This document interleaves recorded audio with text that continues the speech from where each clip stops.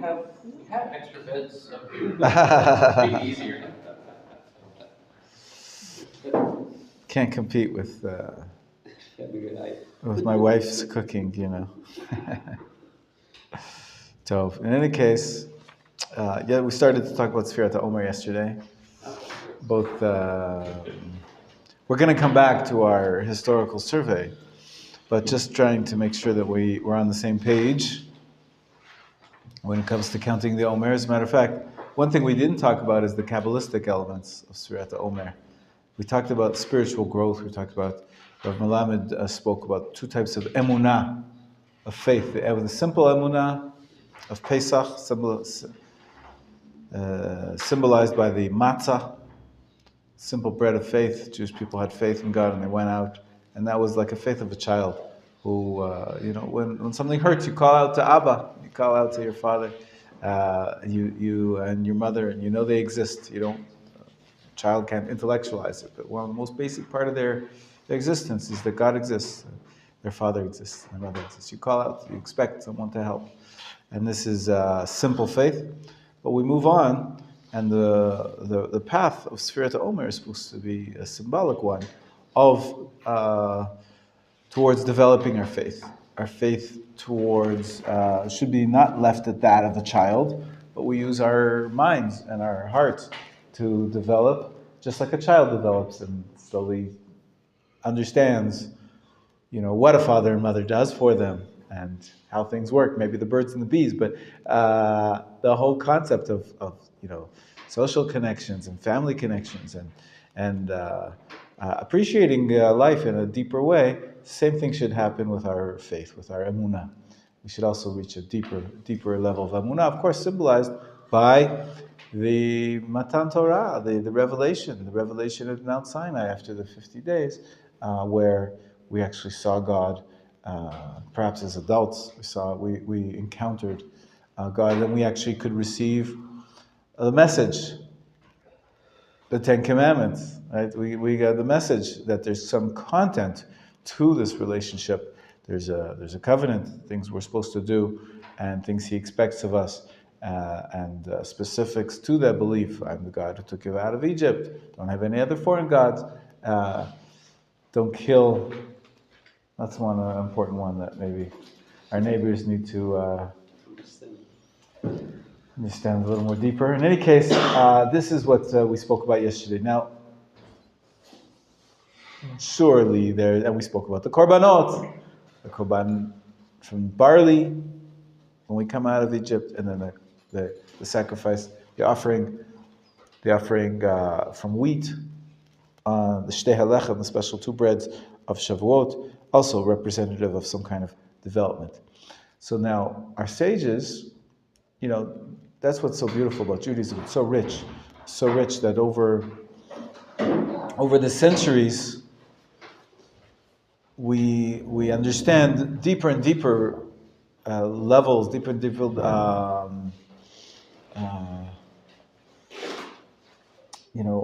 We mine the text, we mine the tradition, and discover more jewels, more precious jewels, and that gives us energy. So the sages of the Kabbalah took these 7 weeks and said, we've got a system for appreciating the spiritual world in a much more defined way. And the system, a very ancient system in Judaism, goes way back to one of the oldest books we have, Sefer Yetzirah. They speak about the 10 Sphirot. 10 Sphirot. What's a Sphira? Sfirat Omer, right? So maybe there's the same Sphira, we say is counting, but a Sephira, what are you going to say, Moshe? What's a Sephira? So this is always confusing. So the Hebrew word for number is mispar. That's right. The short is samach, pei, rish. Correct. The Hebrew word for book is sefer, samach, pei, rish. Is it like, is mispar as a number because accounting works and happens in books, and what's the connection? And it's like, and the same things in Sfirat Omer, where you have, it's Sfirat comes from mispar, number, but what's the connection between the two? like with the Shoresh. Good. So the Sefer Yetzirah, the Book of Creation, this old ancient text that we have, it's a very cryptic text. It's almost like haiku, hard to understand what it means. It's a very short book. It's 6 chapters, I believe. There's 5 to 6 chapters, and each one it's sort of like Mishnayot, and it starts off with the following. It says, the world was created b'sefer, b'sfar, u'v'sipur. Touching exactly on the point that Moshe was saying, that this root can be understood in different ways. To tell a story, sipur, and a book, a sefer, probably is connected to that a book contains a story in it, but also counting, mispar is the same, it comes from the same root. Lispor is to count, right, Sfirat HaOmer, and somehow these all three are connected. So basically, this counting tells us a story, which is again gets recorded in a book. But there's actually a little bit more than that. There's a stone, a precious gem. We were talking about mining, the depth of our tradition for gems. Sapphire. So it's a precious gem. Yeah, it's a precious stone. Well, right, that's right. In the Torah describes it after the revelation at Sinai. It's described after. It's not clear whether it happened before or after, but there was some sages, the Zikenim, that saw a vision, a revelation of God. Not just the mountain and the thunder and the lightning and the 2 tablets, but there was another vision of God, and they saw somehow his throne. They saw a vision of God, and it says, "Tachat raglav kemaaseh livnat hasapir." That underneath his feet, his footstool, was like either a brick of sapphire or some kind of a vision of white sapphire mixed together. So sapphire is mentioned as a representative of a color of God. And so we have a color involved, not only the word samech pei resh, the shoresh, and its various meanings. So they're all connected. So I'm not a big Kabbalist. I don't understand all this, what this means, what the vision with the sapphire means. But I want to describe to you a very basic system which the Kabbalists taught us, and that is that there's 10 Spheroth. There's 10. Right, we know 10 is a big number. We have the 10 plagues and the 10 commandments, right? So there's 10 Sefirot as well. What's a Sefirah? Sefirah can be understood in many ways, but the simplest way to understand it now is that there's 10 aspects. 10, you could call it attributes. Now, in the original context, it means 10 attributes or aspects of God. To make it simple, we could say 10 ways in which God interacts with the world. Okay, so these are the 10 Sefirot. So, if you want to get closer to more dangerous theological territory, we always say, Shema Yisrael Hashem Elokeinu Hashem Echad. There's only one God, but we speak about 10 aspects of Him, or 10 parts of Him, 10 ways in which He interacts with us. So we have to be careful that we still believe that there's one God, even though we're talking about 10 different aspects. So, be that as it may, the simplest way to think about it is the 10 way God affects us, the way He interacts with us. Anybody know what the 10 Sefirot are? What are they? Keter, Chochma, Bina, Da'at, Chesed, Gevurot, Tiferet, Hod, Netzach, Yesud, Malchut. Not bad, but those were 11. Yeah, with one is just straight. It's also like there is 10 Sephiroth, 11. Not bad at all. One Okay. like the art is not the art when they count Keter. When they count Keter, then that's gone. Wow. Okay. Good. So now, can you do this? Can you name the 10 commandments just as easily? You see that? Can you name the 10 plagues up by? Sometimes people have a drive a connection to the mystical sides, the mystical parts of Judaism. Kabbalah is very attractive, and so good. It's part of Judaism. We have to put it in the right context and the right proportion. And I want you to be as quick with your answers about the revealed parts of Torah, just like this is called the hidden parts of Torah. Right? Kabbalah, mystical secrets are called the hidden parts of the Torah. But you're absolutely right. Yafeh. 10 Spherot. Now, usually they're divided up. Again, we're on dangerous territory when it comes to theology here.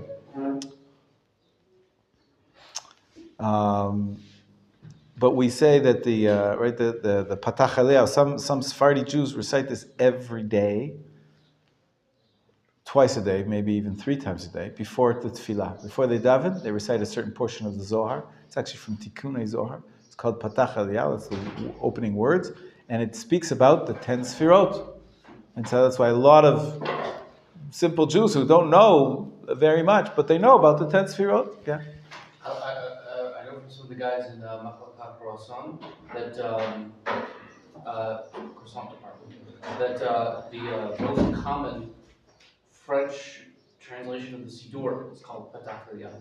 That's the name of the Siddur based on this opening passage. Yafeh.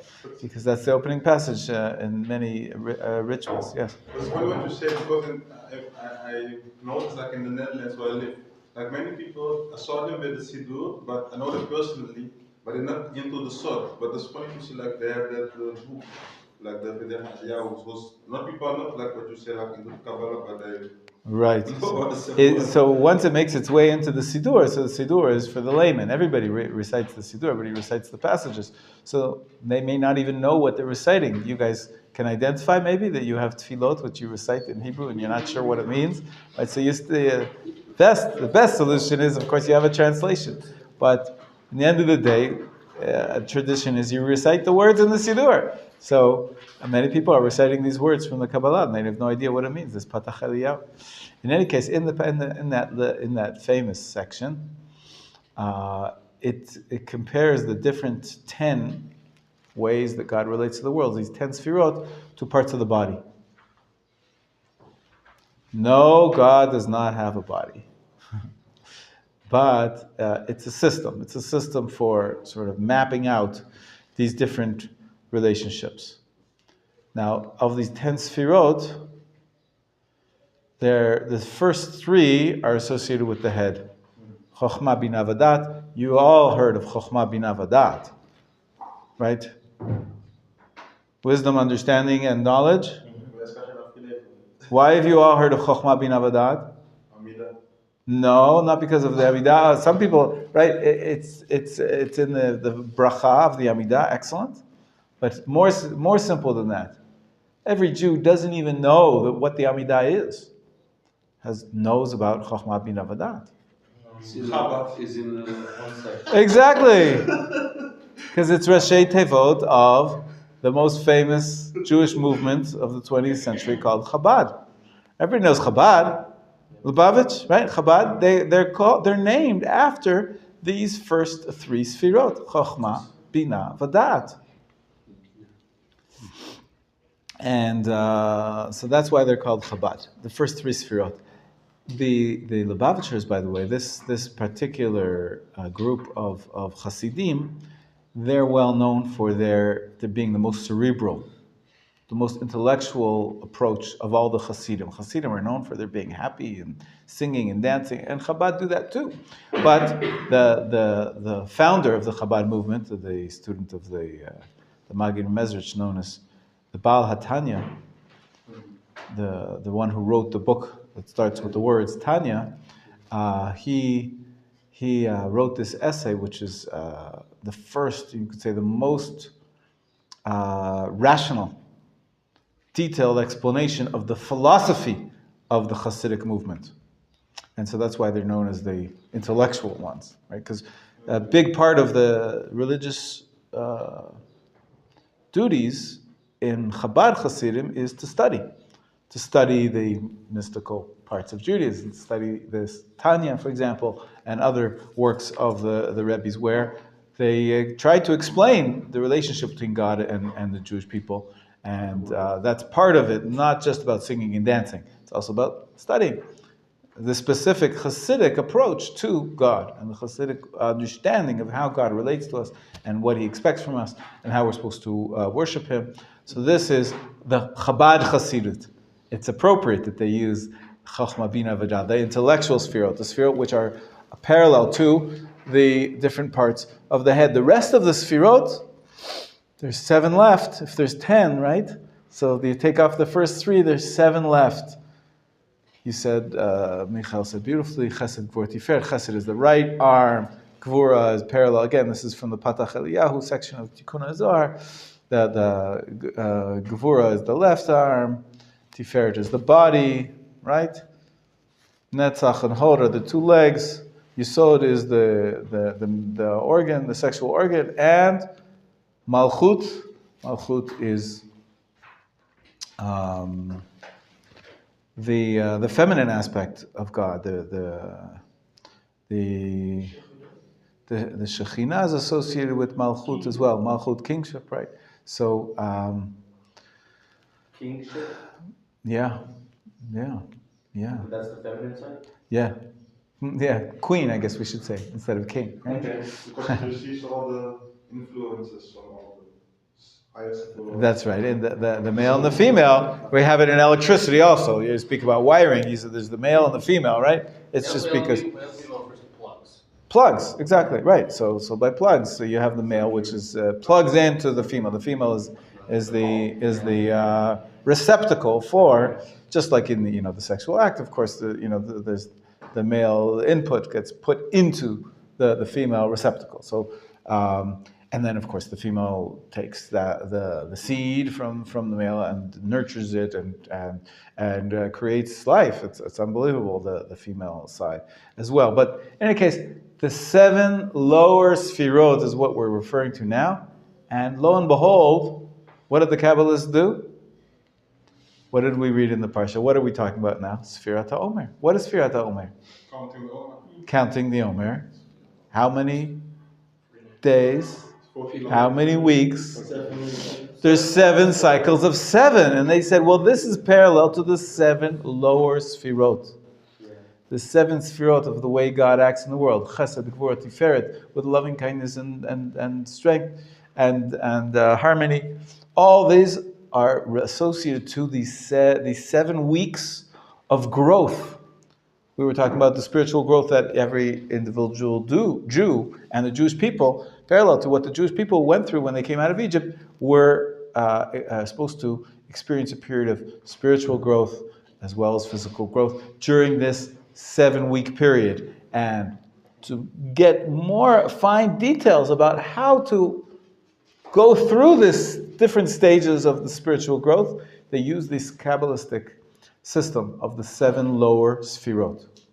Now 7 weeks, so each week has one of the Sefirot. The first week, we're dealing with the Sefirah called Chesed. Second week, we deal with the Sefirah called Gevura. Third week, Tiferet. Fourth week, Netzach. What week are we in now? Second week. Third week. Fourth week, How many days of the Omer are we? How many days of the Omer are we? 23. 23. Very good. 23. That means that we've had 3 complete weeks, right? And we're 2 days into the 4th week. Right. So the 4th week. So this is the week of Netzach. That's right. Chesed, Gvur, Tiferet, Netzach. Now, Netzach means endurance. There's different ways of explaining it. Of course, these concepts are very rich. But lenatzeach means to win, to be victorious. And also Netzach also means eternity. Continuity. That's right, continuity, endurance, that's right. All these are related ideas. Also, there's another idea involved that lenatzeach also means to conduct, like a conductor of a symphony is to, sort of put everything, make it work together in a specific order. So anyways, Netzach, let's go for the basic meaning. It means endurance, okay? Like Netzach, eternity, something that endures forever is called Netzach. So we're in the week of endurance, Yafeh. Now wait, it's not just 1 week for every sphera. So we go through 1 week of this, 1 week. There's 7 days in every week, where we're counting not just the weeks up to Shavuot, we count each day. Sfirat Omer, there's a mitzvah to count the weeks, but there's also a mitzvah to count the days. Or, that's why we say today is 23 days, which is 3 weeks and 2 days. Right? When we count the Omer, we recite how many days it is and how many weeks it is, and how many days into the week. And basically, so you have, within each week, let's start from the beginning. We said it's the week of Chesed. So the first day is Chesed Shebechesed. The Chesed within the Chesed. The second day is Gvura Shebechesed. Third day, Tiferet Shebechesed. We go through all the Sfirot as ways in which the Chesed can be administered, can be experienced. And then the next week, we're talking about the week of Gevura, right? So we have Chesed Shebegvura, and Gevura Shebegvura, and Netzach Shebegvura, etc. So we have all the Sfirot in every week. So it turns out, actually, that this day, today, where my neighbor, Yair Maimon, was sitting having tea with his neighbor on the porch, and his kid said to him, "Hey, look, there's a terrorist coming over the fence," and he sent all his kids, "Go inside," and he got out his gun, and he came out to find him. The terrorist had already come in and went all the way around to the front of the house. So he came out to the front and told him to stop, and he saw him holding the knife, and he shot him dead. So this is on the day. Today's the 23rd day of the Omer. It's the parallel sphera, the parallel attitude or experience that we're celebrating, that we're focusing on when we're in this period of growth is Netzach Shebegvura. Excellent. Netzach Shebegvura, which means no, the opposite. Gvura Shebenetzach. Yeah, the opposite. First it said the week. Right. The week is so it's Gvura Shebenetzach. Netzach is the week. Netzach is endurance, and Gvura is might or strength. And so this fellow, he definitely exhibited tremendous bravery to face this terrorist, and with Gvura, and to do what? To endure, to stay, to settle, to be in the land without them trying to kick us out. So what a great expression of Gvura Shebenetzach. Not just a coincidence. Yes, I agree. I mean, these concepts are very malleable. They're very flexible. So you could always, if you're good enough at making it work, you can make it work. But it seems quite a cogent expression of this idea of Gvura Shebenetzach, and it happened today, this night of Gvura Shebenetzach. In any case, this is another aspect of the Sfirat Omer, the 7 weeks and the 7 elements. There are books, by the way. There are books, and there are where each day they tell you about the Sphira, and they give you advice, they give you tips, how to work on this particular aspect of your. But we started off with saying that the Sphirot are aspects of the way God runs the world. But if it's a metaphysical principle which is true in the world, so the entire world is developing, and then the Hasidim come along, and their major innovation is, we talked about the Chabad Hasidim, right? But the Hasidic movement in general, what their major innovation was taking the Kabbalah from the realms of the metaphysical and turning it into, if God relates to the world in these 10 aspects, in these 10 ways, so we have a godly soul within us. Everybody has a little part of God in them. And so perhaps this same categorization system, we can find it within ourselves. And we have chesed within ourselves, gvura within ourselves, netzach, hod, yisod, and malchut. We said, of course, the parallel to the human body.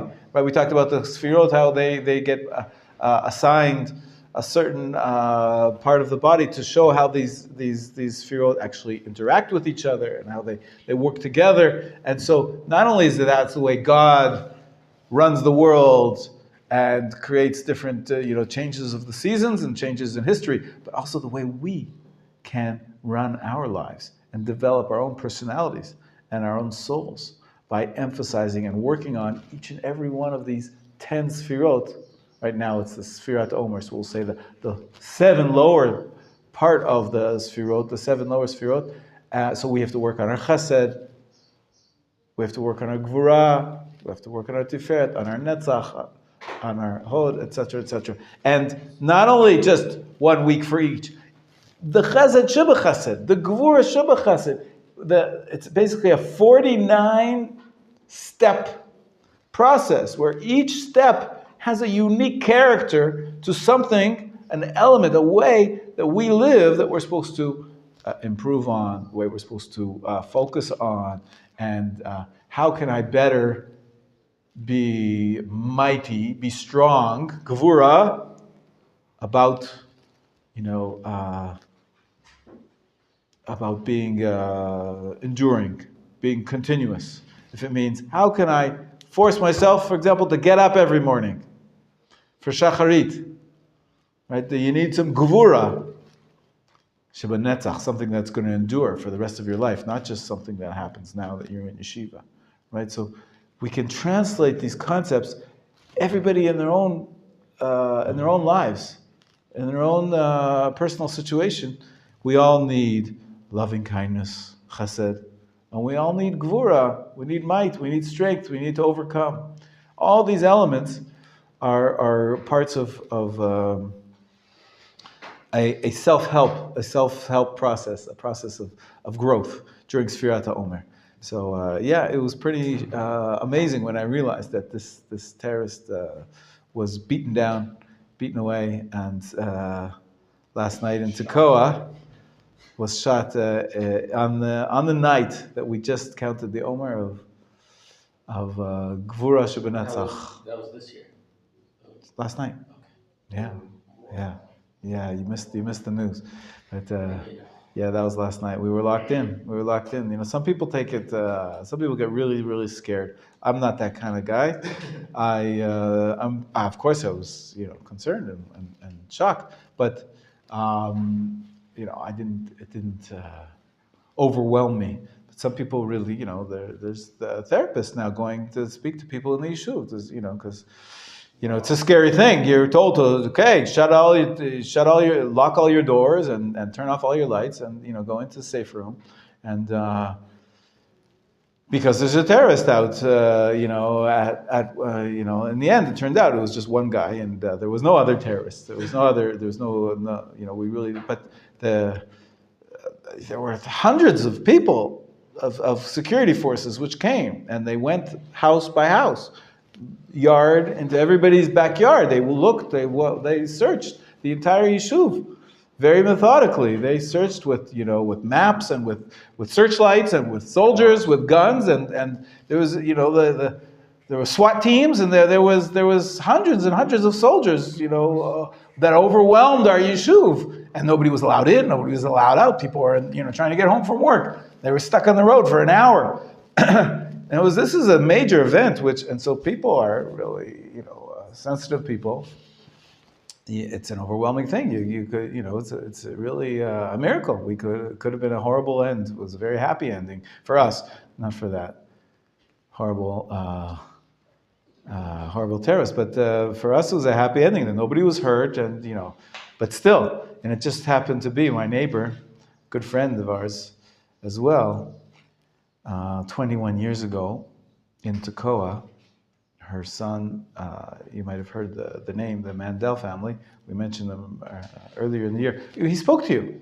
Seth Mandel spoke to you when you came to Tekoa, to my house. Yeah. He came and gave you a talk about when his son was murdered by terrorists right outside Tekoa. And so, believe it or not, May 8th, 21 years ago was the day that their son was murdered in Tekoa. So a miracle happened for us last night, and the mother of this son who was killed, she said, no miracle happened 21 years ago. It's not always a happy ending. And this was a horrible, horrible event where him, Kobe Mandel, and his friend were murdered by stones in a cave. They went just outside of Tekoa to on a little hike, and apparently they were met by a band of Arab terrorists who decided to kill them.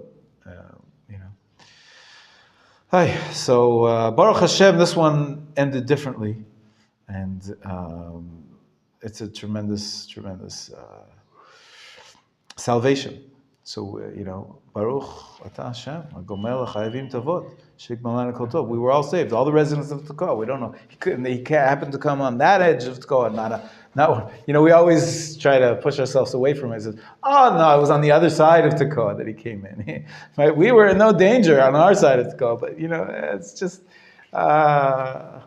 Baruch Hashem. Really, we have a lot to be thankful for that we came out of it okay. And the worst we have to complain about today is the terrible traffic on the roads. Getting from Tekoa. Rob Liston says about the traffic. Rob Liston loves the traffic. He sees the traffic, he realizes, there's so many Jews here. So many people Right. He loves the traffic. Right. Yeah. Unfortunately, the traffic in our case is caused by the security roadblock where they're checking everybody, and for some reason they decided to check everybody more carefully this morning. I think it makes a little sense, but they should do it in a better way. We always have what to complain about, but at the end of the day, we have to be very thankful. Baruch Hashem. We saw miracles last night. Yes. We can say forget the name of the prayer, that when we travel or when we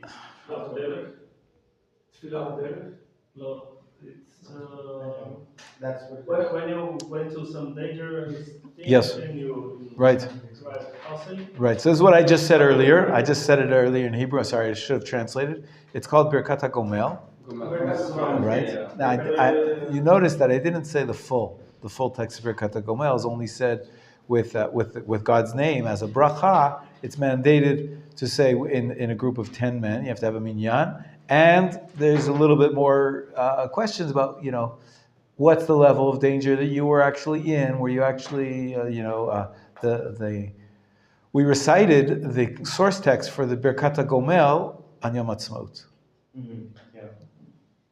And Yom Ha'atzmaut, which passage do we read before we start the Yom Ha'atzmaut davening?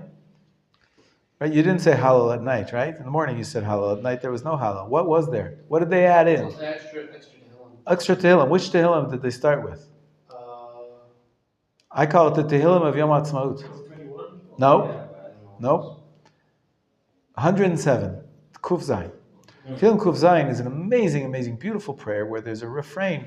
Hodul Hashem ki tov ki olam chazdo. Thanking Hashem, and it appears 4 times because it's a description of 4 stories in this one chapter, Tehillim 107.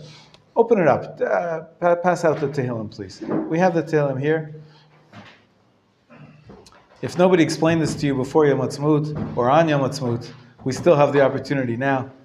And this chapter. Can I have one too, please? This chapter is the source for the mitzvah, the bracha, called Birkat HaGomel. What page you got? Tehillim Kuf Zayin. That's 107.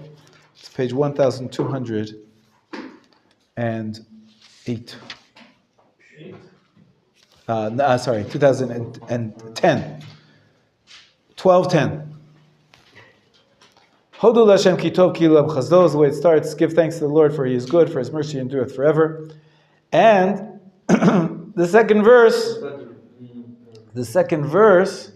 is let the redeemed. Yomru geulei Hashem geulah. So it's very appropriate for Yom Ha'atzmaut if it's the harbinger or at least the beginning of the redemption. Asher ga'ala miyatzar, who hath redeemed from the hand of the enemy. Which people? Now I just read 2. Now I'm going to read 3. Gather. What people was redeemed from the hand of the enemy? So the first group is, they gathered them out from the lands, from the east, the west, the north, and the south. Wow. An appropriate passage to recite for Yom HaAtzmaut, celebrating the ingathering of the exiles, right? Now these exiles, it perhaps is the simple meaning of this passage in Hilum, that the exiles had to go through 4 different stories. In the process of coming back to the land of Israel, we have all sorts of stories of people that came back to Israel. Where did they come from? The east, west, north, and south. But what did they have to go through? Some people, how did they get to the land of Israel? Boats. Some people came through the ocean, for sure. Boats, of course, many times there's storms on the ocean, and not to mention pirates. Some lost their way in the wilderness, in the wasteland. They found those little... Who walked through the desert? Who walked through the desert? Sure, there are many Jews, the Yemenites and the Ethiopians, who walked through Sudan and the desert to come to Israel. There's people who came walking through. From the winter, I guess, the cold mountains. There, of course, from Europe as well. The other, so there's 4 groups. You know what I had to deal with to get here? United Airlines. The idea. Yeah, that's Exactly. wow. So the 4 classic ones are going through the desert. As you can see, that's the first group. Okay. We get to the refrain in Pasuk 8, Yadu Hashem Chazdo, again, that let them praise the Lord. That's the refrain. It keeps coming back over and over again. The next one is in verse 10.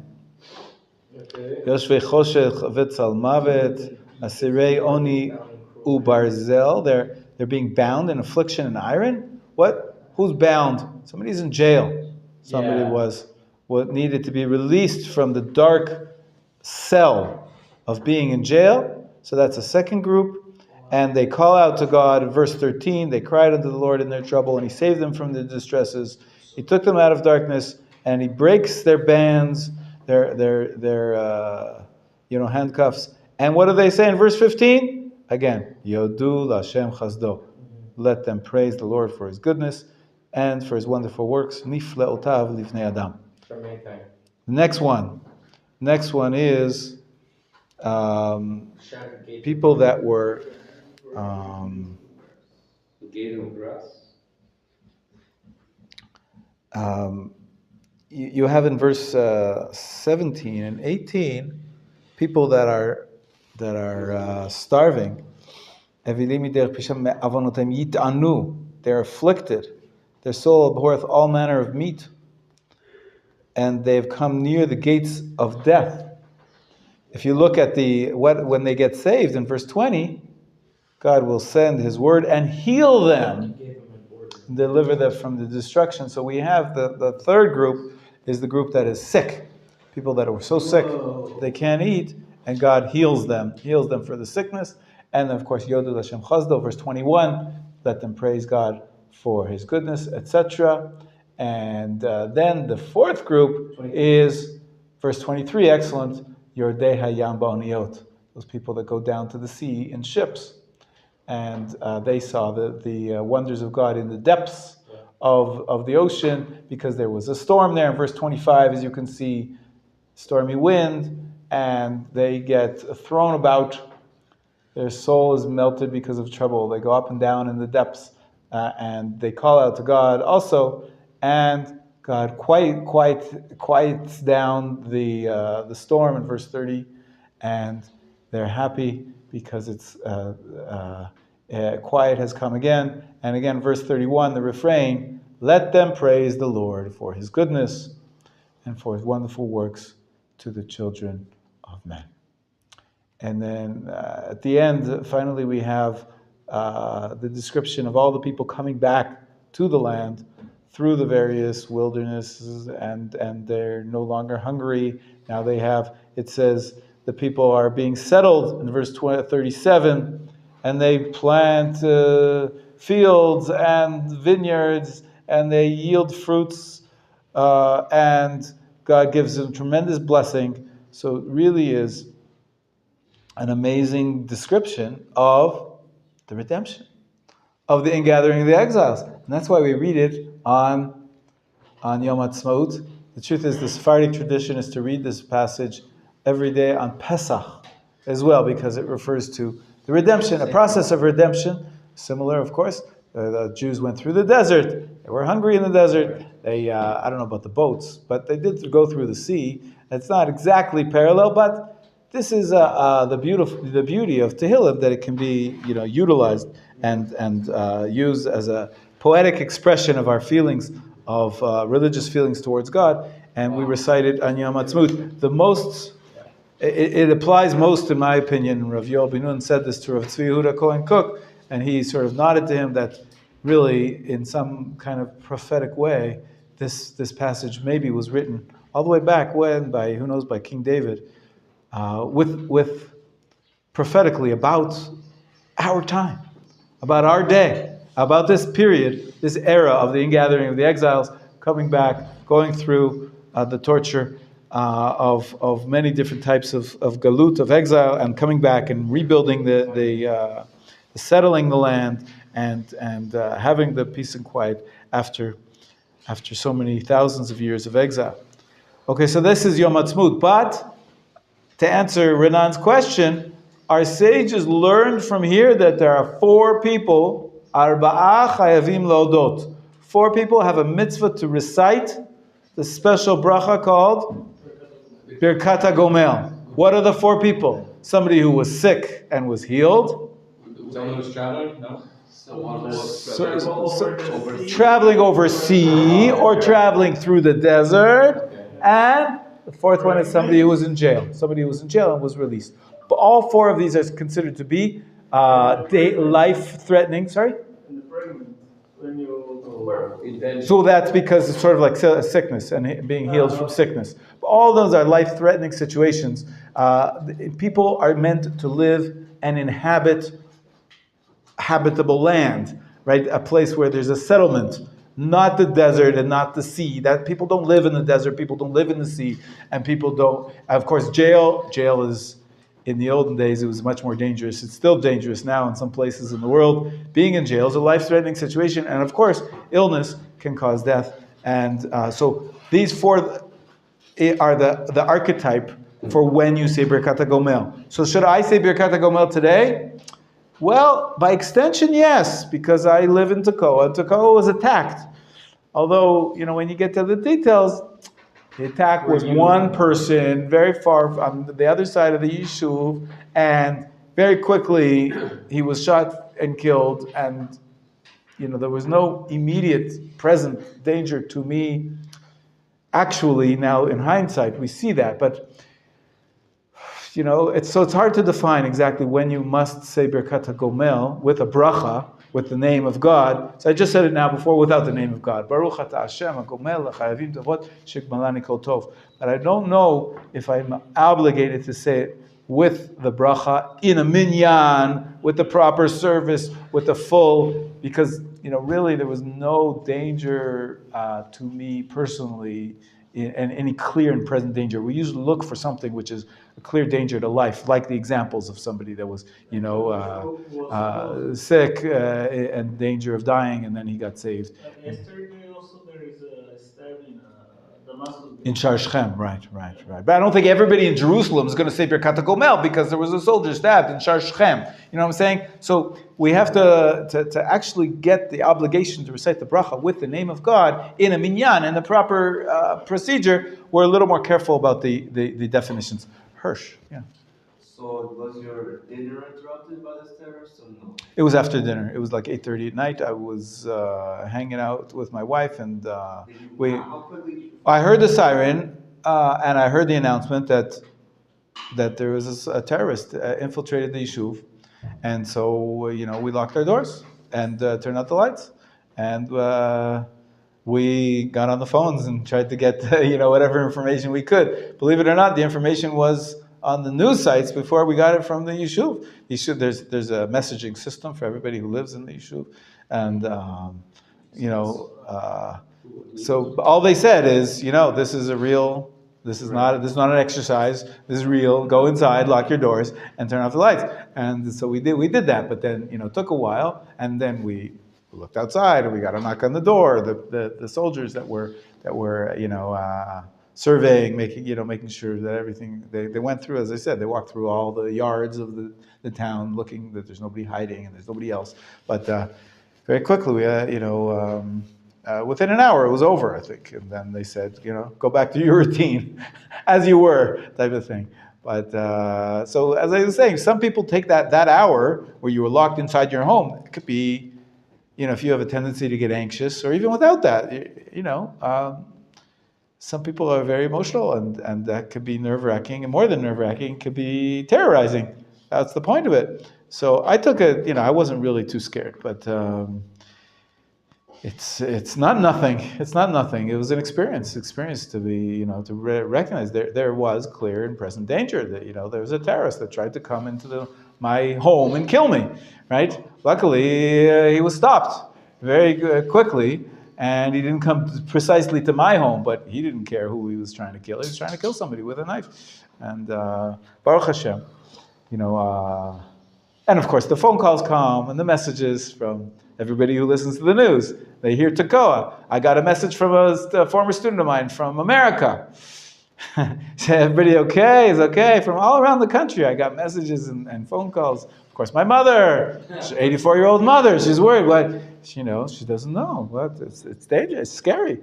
And my brothers, and and even within the yishuv, people are calling each other. What's going on? What's going on? Do you know? Did you hear? I saw. And then, of course, there's lots of rumors. Whenever any attack happens anywhere in Israel that makes international news, my mother texts me or calls me to make Amazing. sure I'm okay. Right. Okay, good. That's nice. Somebody loves you, Moshe. Yeah. No, just we spoke about the sheep and the people that come to Israel by the sea. I went to the Museum of Machon. Yes. There's no good translation of that. It's groups of Jews who tried to enter the land of Israel against the British rule. Yeah, illegal immigrants. Yeah. Illegal immigrants, and now it's like a very, very nice, very interesting, and amazing museum. Yeah. Like I watched the presentation, and it's like very, very like touching. Yeah. To see how many people try to come to the land before even the and there were boats that were sunk. There were boats that people didn't make it through the boats. So for sure they should say Hagomel. Right. Absolutely.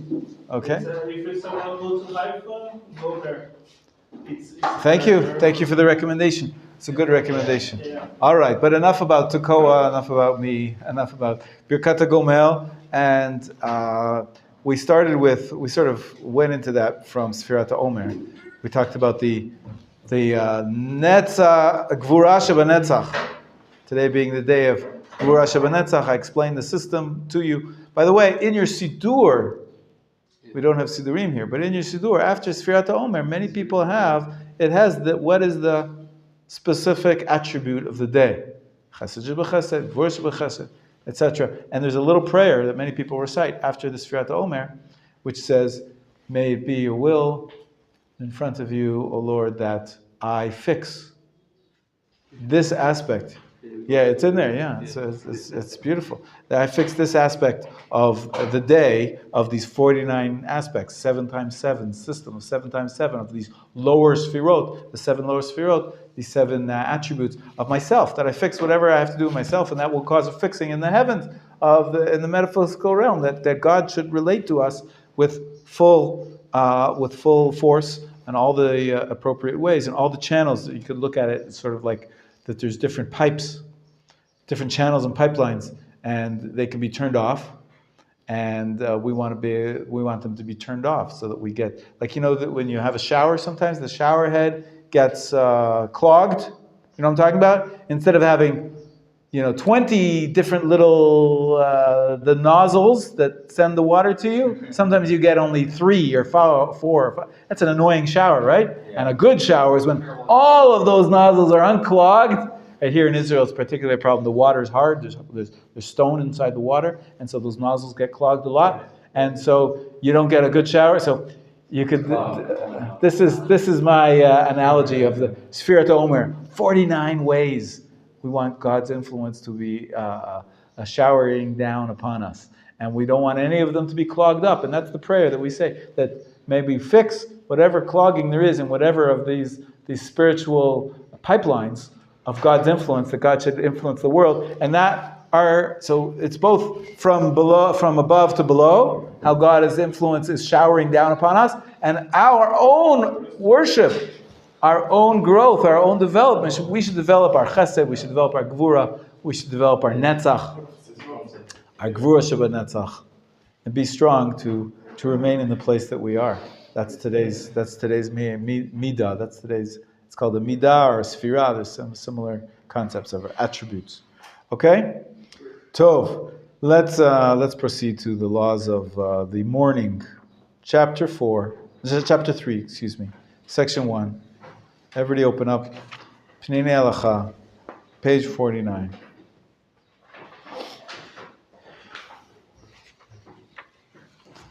And David, will you read for us, please? Page 49. Sure. Customs of mourning during the period. The reason for these customs. The day between Pesach and Shavuot are days of sorrow because 24,000 of Rabbi Akiva's students died during the period. Therefore, we keep some customs of mourning during this period. We do not marry, get haircuts, or engage in electric dancing. Before we discuss the details of these customs, let us expand a bit upon the main point, namely the reason Rabbi Akiva's students died. Talmud states, Rabbi Akiva had 12,000 pairs of students, and they all died during the same period, because they did not treat each other with respect.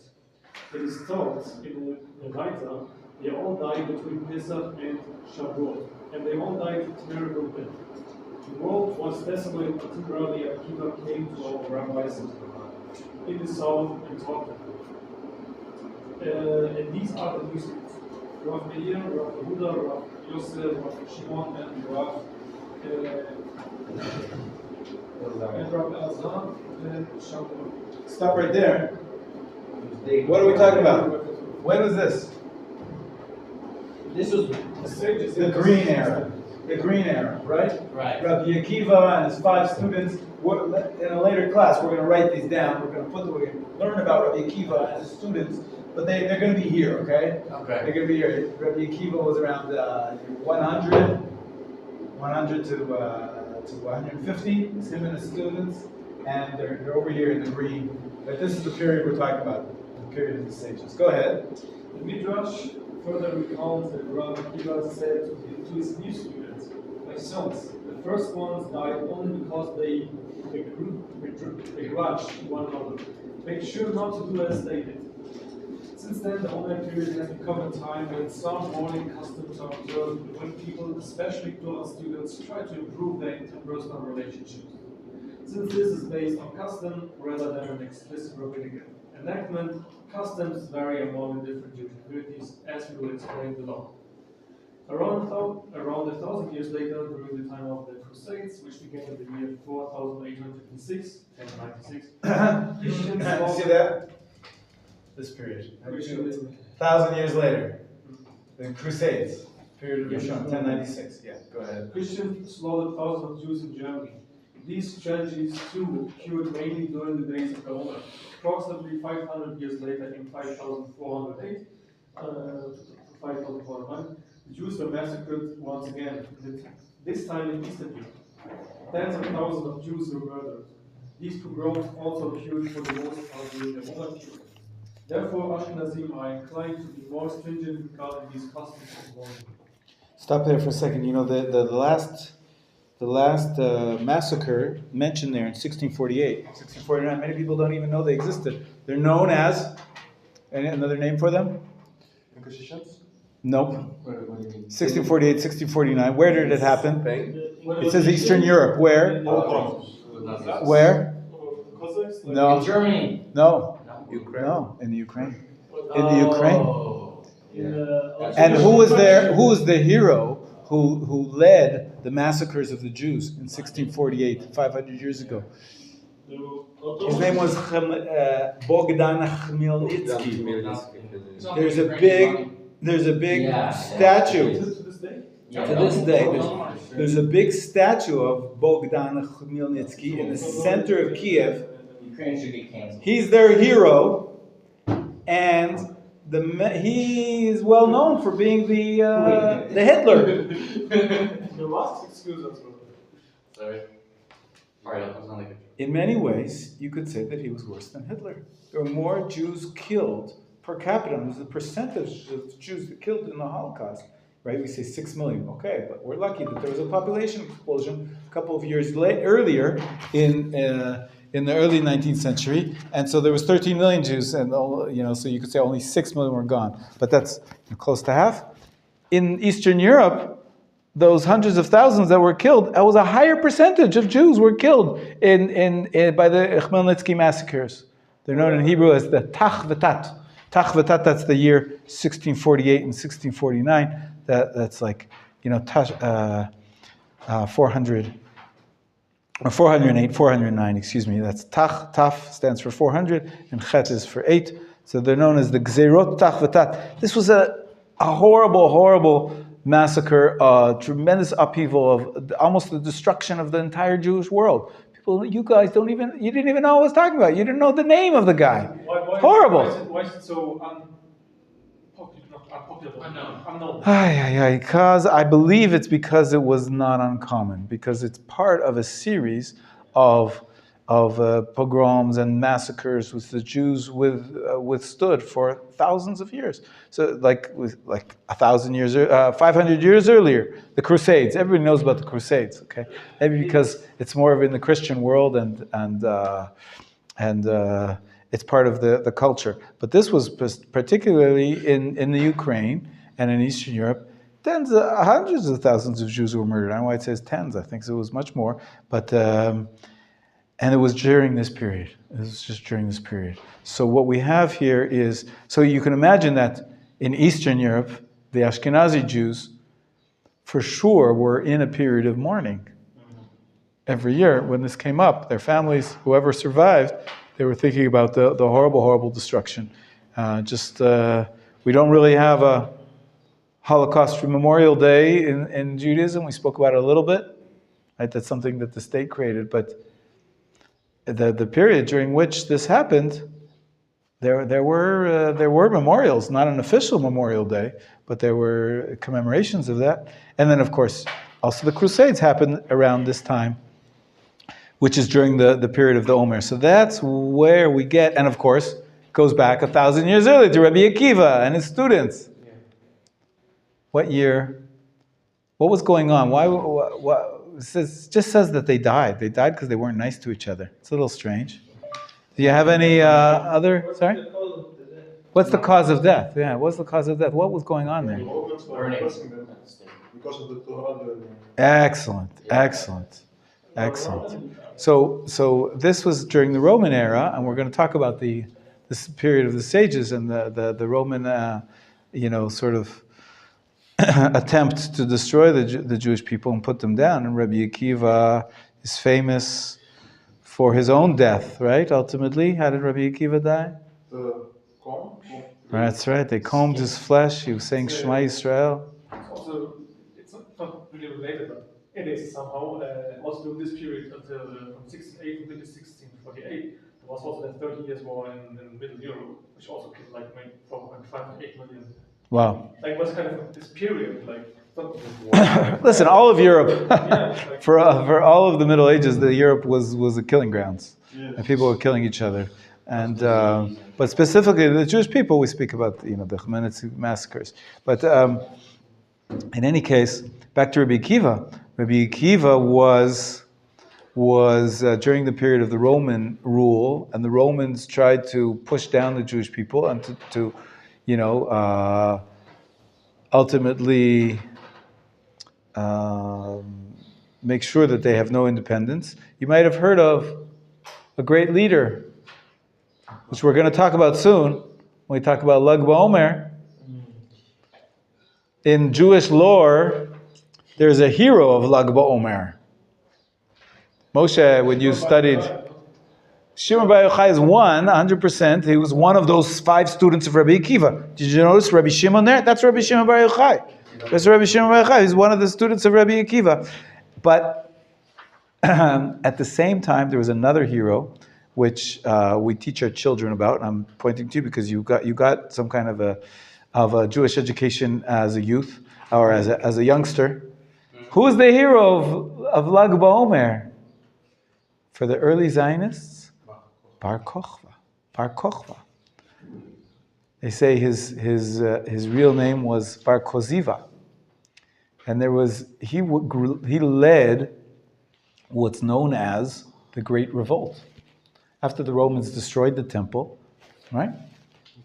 4th period, temple is destroyed in year 70, right? After the temple was destroyed, basically they did away with Jewish independence and the independence that we had in the Hasmonean period. And the Jews were under the oppression of the Roman rulers, the Roman emperors. And in year 135, I believe, if I'm not mistaken, the Jews decided to band together and to throw off the yoke of this foreign conqueror, the Roman Empire. Believe it or not, a group of Jews banded together and said, let's revolt and let's create the state of Israel once again. Enough of this rope. And this small group of Jews, it became known as the Great Revolt, they rebelled against the Roman Empire. Unbelievable. And they made it. They actually failed. Unfortunately, right? This was really... Before, right? I remember there was a king. Well, for a couple of years, yeah, they minted coins. We have coins from that era. The Bar Kochva revolt, and they were very excited. The first year, the second year of the Jewish independence, they really celebrated their independence. They were thought they could be victorious over the Roman Empire because they was weakening. It's a large empire. What do they care about Israel? It's just a small country. In the end, they sent in their troops. They beat down the revolt, and Bar Kochva himself was killed.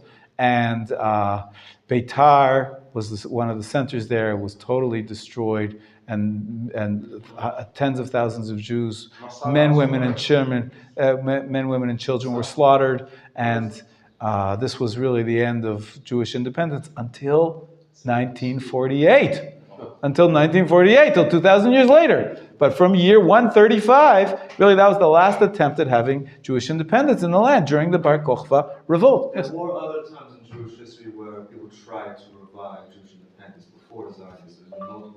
Zionism is simply one chain, one reiteration of trying to reestablish Jewish independence. Okay, interesting. The reason why that one actually made it happen. Yeah. It's interesting. I have to hear more about what you're talking about, but maybe people had the idea. Of course, it's part of our Torah. It's part of our idea that we should have an independent state. And so we were thinking about it. We pray about it 3 times a day. But for actually to have a political movement and a military movement, I'm not aware of too many that of any significance before 1948. Okay. And there was attempts at Aliyah. We spoke about it, but we're not going to. Right. It didn't really get off the ground. That means that it didn't finish after Masada. It still have, because I thought always that after Masada they have been split over. This is after Masada. Yeah. It's 135. That's right. It's about 60 years later, 70 years later, there was another attempt at Jewish independence in the land of Israel. Yes, in Judea they used the Herodian. The Bar Kochva rebels. We can find their remnants, and they actually developed the country. We find remnants of caves, of tunnel systems which they made to hide out from the Romans in Beit Shemesh area. I once took some students. You can crawl in. There's a lot of remnants of the Bar Kochva rebellion from that time. 135. Yeah. And Herodian, exactly. And Masada was a man's slave. Masada was used by them as well, but That was earlier. That was earlier. That was before the destruction. Yeah, that was 70 years early. That was around the year 70. That was not in the Bar Kochba. I read about it, I don't remember which period. Right. So the fact is, right, the Jews were very rebellious. There were a lot of attacks against You can't keep them down, that's right. But then they put us down for almost 2,000 years. So, Baruch Hashem, we're coming back. In any case, this period, it's the earliest and the most well-known is that the students of Rabbi Akiva died. So some people say, believe it or not, we don't know if it's true, but we know that Rabbi Akiva himself was a big supporter of Bar Kochba. He gave him the moniker Bar Kochba, as opposed to his name being Bar Koziba. Bar Koziba means the one who disappoints. Kazav is something that is no longer viable. So the other sages who disagreed with Rabbi Akiva said, this is a waste of time and effort, and they're just going to kill us even more. In the end, they turned out to be right. At Bar Kochba, Rabbi Akiva said his name should have the word Kochav in it, because Kochav is a star. In Bilam's prophecy about the Jewish people, in the book of Bamidbar, it says about a Savior will come. It says, Darach Kochav mi Yaakov. There's going to be a star coming out. Become Shevet Misrael, and a ruler will come out from the Jewish people. Machatz Pa'atei Moav, Kakar Kol Bnei V'Shet, and he will, be victorious and ruling over all of the areas of the Levant. So there's a prophecies that we're going to have Mashiach. Rabbi Akiva thought that Bar Kochba could be Mashiach. And that's why he gave him the name Bar Kochba. Ultimately, it didn't happen, right? It didn't work. A lot of discussion about why. But for whatever reason, some people say, what was the cause of death of the 12,000 pairs of Rabbi Akiva's students? Maybe they were soldiers in Bar Kochba's army. Maybe they were part of the revolt. Maybe they were the first Hesdernikim. They were the people who were students of Torah, students of Rabbi Akiva, and also soldiers in the war. And why else could so many die in such a short period? It could be a plague, could be some kind of a, dysentery, who knows. Could be that they were killed in the war. So we don't know. So these students of Rabbi Akiva, We don't know why they died. we don't know why they died. We have what our sages tell us. Our sages told us that they weren't nice to each other. That they didn't give enough room to each other. What's the higher cause? A higher cause, a spiritual cause, exactly. The spiritual cause is what the sages focus on. And as it says here, the first ones died because they begrudged one another. And don't make sure that we don't do as they did. So there is a begrudge. We're not nice, not accepting of each other. We're not accepting of each other, not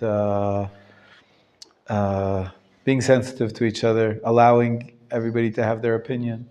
They were very harsh and maybe separatist, particular, and not accepting. So we have to. So it's all this happened during this period of the Omer, and so the custom developed. We have some customs of mourning during this period.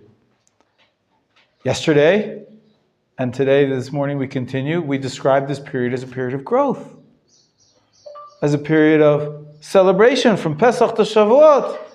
We said maybe there's some trepidation, some fear. What's going to happen with the produce? There is. It's definitely a sensitive time when it comes to the agricultural world. This gets expanded upon now because of the historical occurrences. This period less has the character, the original biblical idea of being a period of growth, of coming out from Egypt towards the acceptance of the Torah. It's one long holiday, right? The Atzeret, the ending of the Pesach 7-day holiday becomes a 7-week holiday. So it really should be Chol HaMoed, we said yesterday, according to the Ramban. The other elements came to the fore throughout our history because this. Not only did we have trepidation about the agricultural produce, what's going to happen to us? Are we going to have what to eat? But also, we had these massacres. We had first the students of Rabbi Kiva, and then we had the Crusades, and then we had the Khmelnytsky massacres in 1648 and 1649. So we really suffered a lot during this period. And so these elements of mourning came to the fore. And that's why when I asked you, what do you know about Sephiroth Omer? You said, we count the Omer every day, and we are not allowed to get married, and we're not allowed to take haircuts. We sort of skipped over the original meaning and the original purpose of the Sephiroth Omer. And so we did that yesterday, and this morning we talked about the period of growth and how we can utilize the Sephiroth Omer to grow, and 7 times 7 and all the Sephirot. But there is this element of mourning, which everybody knows about, because do you shave? Do you not shave? Do you take a haircut? So this custom, it's mostly common in Ashkenazi communities, but is it also common in Sephardi or? Yes. Because as you notice, only the latter two events happened in Europe. But Rabbi Akiva and his students, the Bar Kochler Welt, that was all Jewish people. Before there was exile Sephardim and Ashkenazi. But they did it from after, I don't know, maybe several hundred years after this happened to Rabbi Akiva. So apparently these... All community unilaterally started to do this custom, observe this custom? Apparently the tradition of having some commemoration of mourning during this period goes way back to the times of the Chazal. It doesn't start in the Middle Ages. Because it has not been, it's not part of the halakha. Or in the period of the Achronim. It's only minhag. Right, but minhag is very important too, and this is a very ancient minhag. This minhag goes all the way back to the time of the sages. That's why I'm a little bit wondered that it's not part of the code of halakha. It is. It is part of the code of halakha, of course. Minhag is part of the halakha, sure, and that's what we're going to study now. What are the laws? How do we apply this custom of mourning, which goes all the way back to the period of the sages? It got stronger, and it took maybe some twists, right, left in Europe versus the Sephardic countries. There were twists in it throughout the ages in the later periods, but its origin goes way back to the times of the sages. It's of course the Rabbanan, but so it's the Rabbanan which is coloring this period, sort of overshadowing the original biblical attitude or atmosphere of these days of the Sephiroth Omer period. So absolutely, it's a rabbinic overlay on this period, which has some elements of mourning. Okay, David, does that answer the question? Yeah, sure. Yeah. Okay. You want to say something else? Yeah, I have a question because it's a lot of information, but I mean, 17 Tammuz and Tisha B'Av, it's also... That's biblical. That's already that goes back to First Temple times. But it's also a time you also go it's dangerous, don't go to the sea. And correct. That's the original time. See, what happens is... Now we have what happens is that because we have some commemoration, some elements of mourning now, the real mourning period, which is mandated biblically, goes back, that's in the summertime.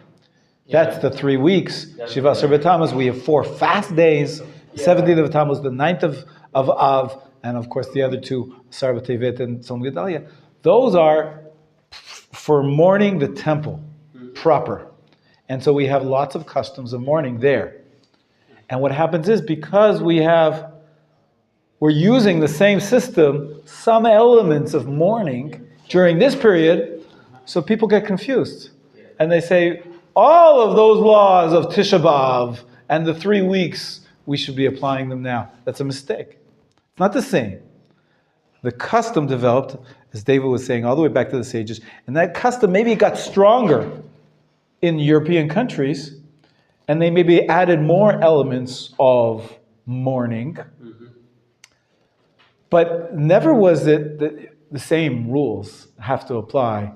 Just like the 3 weeks, you should apply them here. So that's what we have to see the details. What applies during the Sephiroth Omer, what is the custom, and what is not. Like for example, some people say don't listen music. Then some say if you are in depressed and you want to, you should to listen to music. Good. Excellent example. We're going to talk about music. What else? What other customs? There's the cutting of hair, there's weddings. Yeah. Right. But then What there else? is the question of... Think of Tisha B'Av. Think of the 9 days. Shachianu, good one. What else? We haven't reached the 9 days yet. We've got a few months. But bathing. You're not allowed to bathe for pleasure. Does that apply during the 7 weeks of Sephiroth Omer? The 33 days?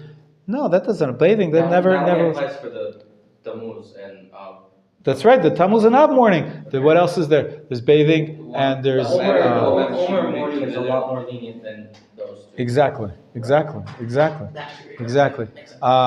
other things, you said shachianu, bathing, and eating meat, drinking wine, the 9 days, right? The Jewish custom, we don't have meat. Does anybody not eat meat during Sephiroth Omer? No, of course not. We're not mourning the destruction of the temple here. This is not really a period of mourning. It's really a period of growth, of joy, of preparation for Shavuot, everything that we mentioned before. But It's hard to do both. we have added some elements of mourning. Yeah. And that's what we have to define very well.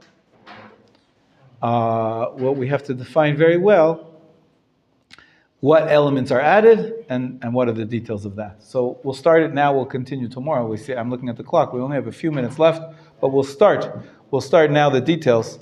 And first thing to talk about is how long. During the real mourning, we mentioned Tisha B'Av, we mentioned 9 days leading up to Tisha B'Av, and we mentioned 3 weeks between Shivasar B'Tammuz and the 9th of Av. That's the time duration. That's the time duration of the mourning for the temple. What's the duration of the mourning during the Omer period? Is it the whole 49 days? Is it perhaps till Lag BaOmer? 33 days? Is it perhaps 33 days? Anywhere within the 49. Choose a different 30. As a matter of fact, I'll just complete this topic now. You know what affected this custom of when you have the practices, the minimal practices of mourning? It changed. During the Khmelnytsky massacres and during the Crusader times, the Ashkenazi custom in some places became, we're going to do those mourning practices in the latter half of the 49 instead of the beginning. Not the first 33 days, but the last 33 days. Why? Because that was the time period where they had the pogroms. That was the time period where they had the new mourning. And so they put the two together. This idea of when you're supposed to have these minimal mourning customs during the Sephiroth Omer is a little vague in the Talmud, in the period of the sages. It's a little vague. And so it's not clear exactly how much do you have to do? 49, 33, maybe less. And when, if it's 33, when during the 49 do you do the 33? This changed in different communities, as we're going to see. Hirsch. Another thing is you said in the first crusade, which was from 1095 to 1099, not only were there many massacres of Jews in Worms, wine, etc., in Israel, Ashkenaz, and other parts of Europe. Don't forget Spire. Don't forget Spire. I never had wines. Mines. He means mines, yes. And then they went down from the south Europe all the way to Israel. What do you mean? into Mediterranean, and in Eretz Israel. Before the first crusade, there were approximately 50,000 Jews in Eretz Israel. They still had aspects of Second Temple Judaism. But after the first crusade, which is considered the second major genocide in Jewish history, there was reduced from 50,000 to anywhere from 200 to 1,000. Where are you talking about? So is this a question? Where? In Israel, yeah, okay. Eretz Israel. Right. That's why it's Be nice to each other. Didn't we just learn about that? The students of Rabbi Akiva have that give place for each other? He's not being nice to us because he's waiting for him. Okay, you think about it. Think about it. Okay. They were also massacred. I'm very happy to hear your input. Go ahead. So what's But they were also massacred. But is the reason that when all these Jews came in, there wasn't a custom amongst them because there were so few Jews, or what's the? Because they were also massacres and genocide there as well. So listen, we're going back, almost 1,000 years, right? 1,000. 1,000 years, right? So it's hard to know exactly who went where and what the custom was. But this in general, broad brushstrokes, we painted the picture that this was a period of mourning in the European Jewry, even more so than the original idea of the mourning because of the students of Rabbi Akiva. Yeah. I have on the question what he has, when he spoke about why we don't know about Khmelnytsky massacre, but isn't it like the good sign that it's a big change in the world, that we now talk about Holocaust and every recognize the anti-Semitism, and that's like more and more in countries around the globe. Like the world is changing, because in time of Khmelnytsky massacre, the governments around the globe didn't say that was bad. Like now we can see it's the world get better. People start to understand that. Is that right or not? What do you think? Listen, is it a good sign that we can I go against that? Or I like to finish up the class with an optimism, with an optimistic worldview. I'd like to believe that the world is getting better. It's becoming a better place. I'm not so sure that we're there yet. All right, everybody. What is? It seems like the biggest world power is hell-bent on reaching an agreement with Iran. Talking about America reaching an agreement with Iran to enable them to have nuclear weapons, and they don't care. They don't care that they're threatening to, destroy the Jewish people in the land of Israel. So, are we really learning to be wary of anti-Semitism? I'm not sure. It's different. The world is very different than it is now than it was in 1649. No question about it. And there is, Holocaust education around the world, but it's complicated. It's complicated to compare different periods of history. I'd like to be optimistic, though, and I do believe that we are on the path to a better world. And B'ezrat Hashem, we'll get into more details of the mourning and the music. Ariel wants to hear about, can I listen to music or not? We're going to get into those details. B'ezrat Hashem, tomorrow morning, we cover Baruch HaGomel L'Chayavim Tavot, right? We should all be saying HaGomel today, Baruch Hashem, and we'll continue learning tomorrow. Yeah, we just studied it. So Moshe 12:15, Ariel 12:30, please. Go speak to you. Yeah. Okay. Is our still weekly or? Weekly. Yeah. We'll start